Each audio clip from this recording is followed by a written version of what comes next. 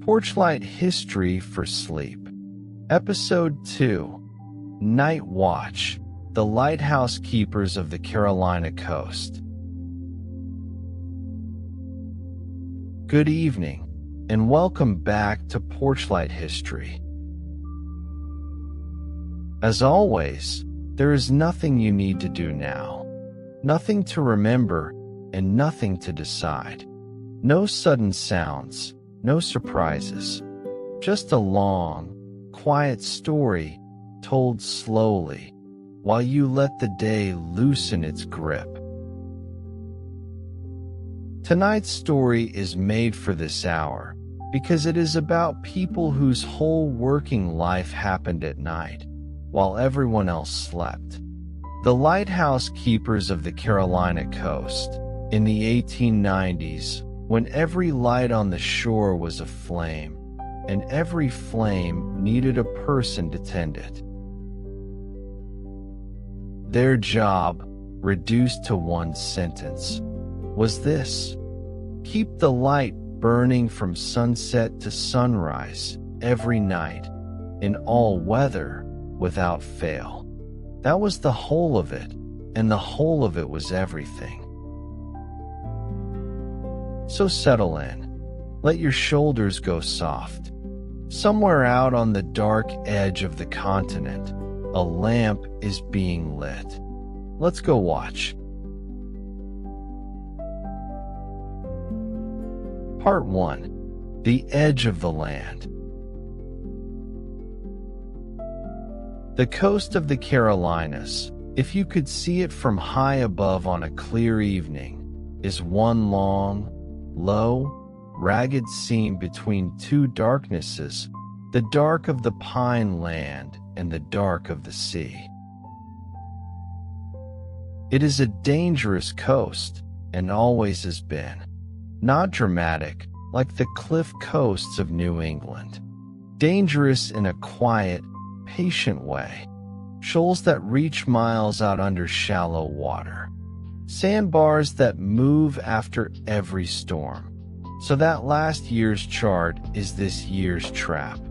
River mouths braided with banks that show only at low tide. And to the north, off the Great Capes, the shoals run so far to sea and have taken so many ships that sailors gave that stretch a name we still know: the graveyard of the Atlantic. And along this coast, all through the 1800s, ran one of the busiest sea roads in America. Coastal schooners with lumber and rice and cotton and phosphate. Steamers between New York and Charleston and Savannah. Fishing smacks, pilot boats, tugs, barges. On any clear night, from any beach, you could see their lights moving along the horizon, a slow procession that never entirely stopped. Every one of those ships, every night, was doing sums in the dark. Where am I? How much water is under me? How far to the shoals? And the answers, for most of a century, came from a chain of flames burning in towers along the shore, each one different, each one known, each one tended by hand. There were the great seacoast lights, tall towers at the major capes and harbor mouths, whose beams could be seen close to 20 miles at sea. There were smaller harbor lights and range lights, pairs of lights that a pilot lined up one above the other to hold the channel into Charleston or Georgetown. There were lightships anchored out on the worst shoals, and beacons on the jetties, and little post lights on the rivers. And at the foot of every one of them, a keeper, and very often a keeper's family, living where the land ran out. Part 2. The light itself. Before we meet the keeper, climb the tower once, in daylight, and look at the thing this whole story turns on. The stairs wind up inside the brick like the inside of a shell. 100 steps, 130, more, depending on the tower. Your hand on the cool iron rail. Little windows every few turns, each one a picture of more and more sea. And at the top, through a low door, the lamp room, a small round chamber of glass and brass, and in the center of it, the lens. If you have never seen a great lighthouse lens up close, it is one of the most beautiful objects the industrial age ever produced. A first-order Fresnel lens, French-made, stands taller than a man, a gleaming beehive of cut glass, hundreds of prisms fitted into brass frames, arranged in rings above and below a central belt of magnifying bullseyes. Every prism has one job: to catch light that would otherwise be wasted, spilled up at the sky or down at the sand, and bend it and send it out level across the sea. A single oil flame, no bigger than the flame of a good parlor lamp, walks into that glass and comes out the other side as a beam a schooner captain can pick up from beyond the curve of the earth. The keepers, in their plain way, called the lens the apparatus. They cleaned it the way surgeons wash their hands. Not a fingerprint, not a smear of soot, not a fly. In the morning they hung a linen cover over it, because the lens was so good at gathering light that the plain sun, focused backwards through all that glass, could scorch the lamp inside it. Some lights burned fixed and steady. Others flashed, and the flash was made the loveliest way imaginable.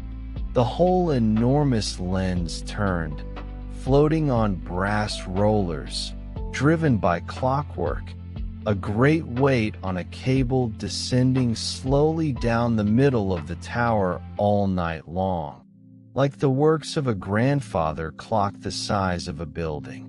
The keeper cranked the weight back up by hand, every few hours, all night. And each light on the coast turned or flashed on its own timing, its characteristic, printed in the light lists every captain carried. One flash every so many seconds meant one cape. A fixed white light varied by a flash meant another. The coast at night was not decorated with lights. It was written with them, and sailors read it like a sentence. Part 3. The Keeper. Now the sun is going down, so come meet the person whose watch is beginning. Very often a man, but not always, and that is worth saying plainly. The lighthouse service employed women keepers all through the 1800s, often widows who had worked beside their husbands and simply kept the light on when they were gone, some serving for decades with records as clean as any man's. The keeper of the 1890s is a federal employee of the United States Lighthouse establishment, and he has a uniform, dark blue with brass buttons and a peaked cap, worn for inspections and photographs, and otherwise mostly hanging behind the door. He has a modest salary, a house provided, and a book of regulations that governs his life down to the polish on the brass work. And above all, he has the routine. The service ran on routine the way the sea runs on the moon, and the routine is the heart of this story. So let's walk it, slowly, the way it was walked 10,000 times. Late afternoon, the keeper climbs the tower with his supplies. The lamp is filled, kerosene in most towers by now, in careful measured amounts, enough to burn the night through with margin to spare. The wicks are trimmed, and this is fingerwork, done with small scissors and a practiced eye, because a ragged wick smokes, and smoke films the chimney, and a filmed chimney dims the light, and a dim light, on this coast, is not an inconvenience. It is a wreck waiting to happen. The old nickname for keepers on every coast in America was wickies, and it was earned one trimming at a time. The lamp chimney is polished. The lens has already been dusted and rubbed with a soft cloth until the prisms throw little rainbows on the walls. The clockwork is wound. The curtain comes down off the glass. And at sunset, exactly at sunset, by the almanac, not by the look of things, the keeper strikes a match and lights the lamp and settles the flame and stands a moment watching it take hold in the heart of all that glass. Below, on the beach, the last color is going out of the sky, and out at sea, on the deck of a northbound schooner, a mate lifts his glass toward the shore and says, "There she is, right on time," and does not think about it again, which was the entire point. The keeper's perfection was designed to be invisible. The only way anyone ever noticed a lighthouse keeper was if he failed, and so the good ones, which was nearly all of them, spent whole lifetimes being magnificently unnoticed. Part 4. The Watch. Now the night itself, the long middle of this story, and the part to let yourself sink into. The rule was plain: the light is never left alone. From sunset to sunrise, someone is awake and on watch, all night, every night. At a one-keeper station, the keeper cat-napped in the watch room and trusted his habits to wake him. At the bigger stations, the keeper and his assistants stood watches in turns for hours on, like a ship. So picture the watch room a little before midnight. A small round room of brick and iron, just under the lamp. A chair, a table, the log book, a hand lamp turned low. A pot of coffee gone lukewarm.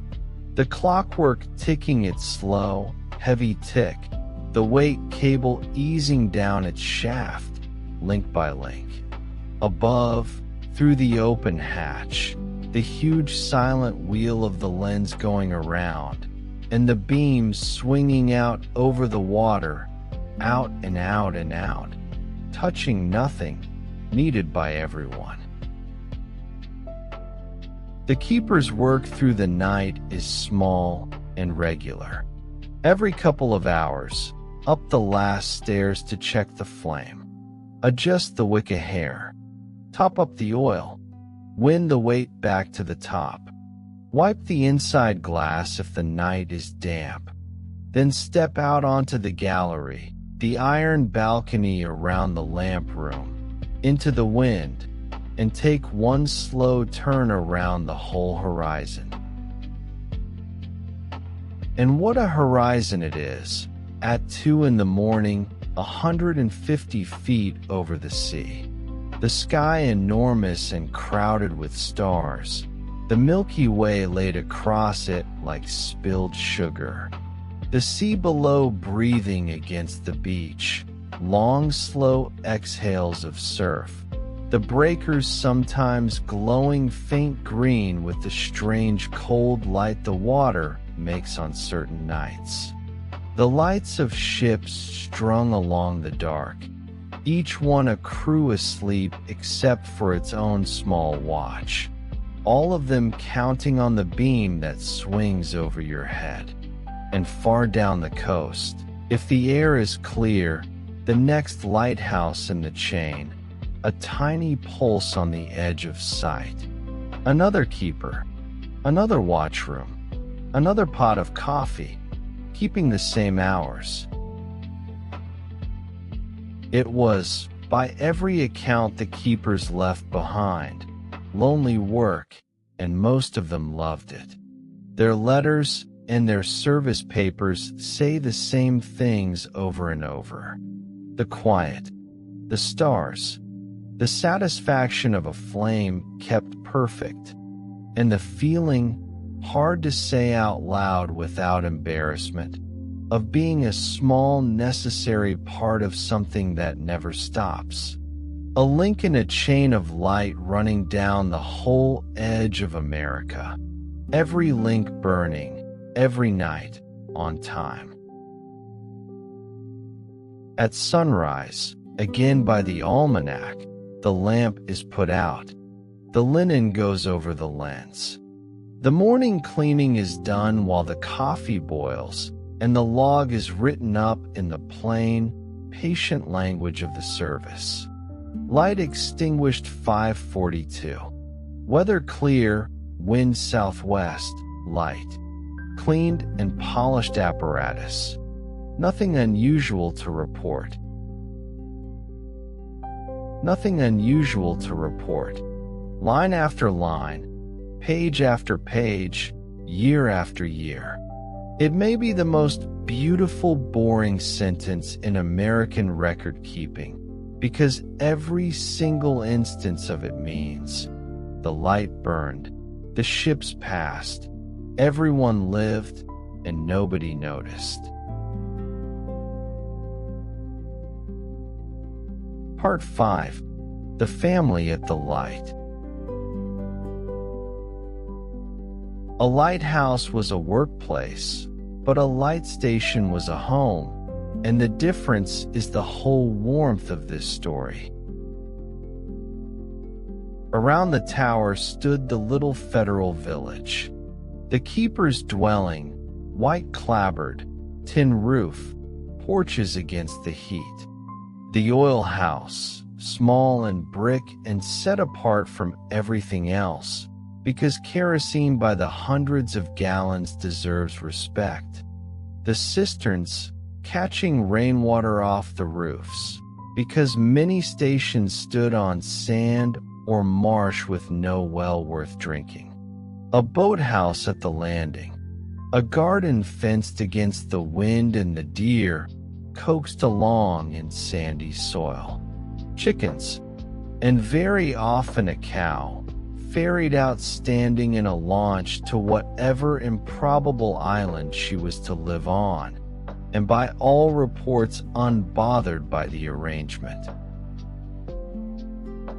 And children. Light stations were full of children. Keepers' children grew up with the sea for a front yard and the tower for the landmark of home. They rode before they could ride. They fished off the landing and crabbed in the creeks and knew the birds and the tides the way town children knew streets. They did lessons at the kitchen table, some with a teacher rode over in season, others from books out of the service's traveling library, a wooden case of reading that the supply ship exchanged for a fresh one at intervals, and which, at the lonelier stations, was awaited like Christmas. The supply came by water. The lighthouse tenders, sturdy little government steamers, most of them named for flowers and trees, worked the coast on their rounds, bringing the oil, the paint, the coal, the flour, the mail, the library box, and, Once a year or so, the inspector, whose white gloves went along the stair rails, and whose eye went into every corner, and whose visit was prepared for the way small towns prepare for a wedding. A good inspection was a family's pride for a season. The service gave out efficiency stars to the best-kept stations, and keepers competed for them quietly and fiercely, with mop and polish, for years on end. Some stations sat at the edge of villages, and the keeper's family walked to church like anybody. Others sat on bare islands miles from a neighbor, where the mail came weekly at best and the doctor was a boat trip away, and the family's world was the station, the weather, and each other. The keepers' wives at those stations kept house, kept garden, kept school, and, the records show plainly, kept the light too when they had to, standing the watch when the keeper was sick or away. The light did not care who was tired, and the sunset did not wait.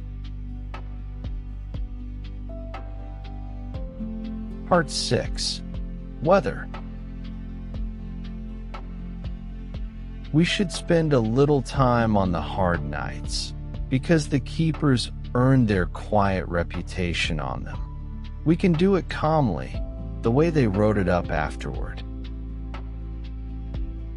Fog first. Though this coast ran more to haze and thick rain than the great cold fogs of the north. In thick weather the light alone was not enough, and where the station had one, the fog signal went to work, a bell struck by clockwork machinery, so many blows a minute, hour after hour, until the weather lifted. The keeper on fog duty tended the striking machine, and when the machine broke, he struck the bell by hand. Through the night, a job no keeper ever claimed to love, and every keeper did. Storms were another matter. A gale on this coast pushes the sea up the beach and throws spray as high as the lamp itself, salt crusting the glass faster than it can be wiped. On the worst nights, the keeper simply stayed in the tower through it, wiping the panes, steadying the lamp, feeling the whole brick shaft lean and shudder in the gusts. The towers were built to sway. The keepers knew this. It helped not at all the first time a new assistant felt it. And in the great hurricanes, the ones this coast never stops remembering, the light station stood on the very edge where the storm came ashore. The keeper's logs from those nights read with a flatness that is its own kind of eloquence. Sea breaking across the island, water in the dwelling, boat gone, light kept burning through the night. That last line appears again and again, log after log, storm after storm. Light kept burning. The house might flood and the hen house might sail away, but the lamp was trimmed and wound and lit on time, because somewhere out in all that howling dark there might be one ship, trying to live, needing to know exactly where the shoals were. There is heroism in the world that announces itself, and there is the other kind. The Lighthouse service was staffed almost entirely by the other kind. Part 7. The Carolina Lights. Let's walk the chain itself now, down the South Carolina shore, slow as a coasting schooner, and name a few of these places, because the names are good and the pictures are better. Up at the top of the state's waters, Georgetown Light. on North Island where Winyah Bay meets the sea, a stout white tower among the myrtles and live oaks, guiding the rice and lumber trade over the bar. The keeper there kept a garden and a boat, and town, for his family, was a long pull across the bay. South of it, Cape Romaine, out on a low bare island in the middle of the marsh and shoal country, where two towers stood side by side, the old squat one and the tall one that replaced it. The Cape Romaine shoals reached far out to sea, and the light that warned ships off them was one of the lonelier postings on the coast, a world of sea birds, salt wind, and sky. Then Charleston, the great harbor, ringed with lights like a parlor with lamps. Morris Island light at the southern entrance, a tall brick tower over the sand, with a whole small settlement at its foot, keepers' houses and outbuildings, and a school season for the children. Range lights and beacons marking the channel up to the city. And on Sullivan's Island across the way, the pilots and the passing world came and went within sight of the church steeples of Charleston itself. And south again, into the Sea Island country near Beaufort, Hunting Island Light, a tower of iron plates lined with brick, standing among the palmettos and pines of a wild green island. It was built in sections, bolted together, so that, remarkably, it could be taken apart and moved if the sea came too close. And on that restless, dissolving island, the sea did come too close, and the whole lighthouse was picked apart and carried back and reassembled a safe distance inland, where it stands to this day. The land moves on this coast. Even the lighthouses, sometimes, have had to step back from the water. Every one of those lights had its keepers, its children, its garden in the sand, its log of 10,000 quiet nights, and its few pages of terrible ones. And every evening at sunset, all of them came alight within minutes of one another, the whole chain, like windows lighting up one by one in a long dark house as the family comes home. Part 8. The Long Good Night of the Flame. The keepers of the 1890s did not know it, but they were the high summer of their profession, and the season was turning even as they climbed their stairs. The changes came gently, one lamp at a time. New burners that needed less trimming, then brighter lamps that vaporized their oil and glowed steadier and stronger. Then, station by station through the new century, electricity. A bulb where the flame had been. And with electricity came the timers and the sun valves and the automatic changers, machines that could light the lamp at dusk and put it out at dawn and swap in a fresh bulb when one failed and did not need coffee and did not keep a log. One by one, through the 20th century, the stations were automated, and the keepers' houses went quiet, and the last of the old wikis retired with their brass buttons and their unmatched records of nothing unusual to report. It took a long time. The final manned lights in America kept their keepers into living memory. But the profession that had held the country's edge for a century and a half faded out the way its own beams faded at dawn. Gradually, without fuss, its work complete.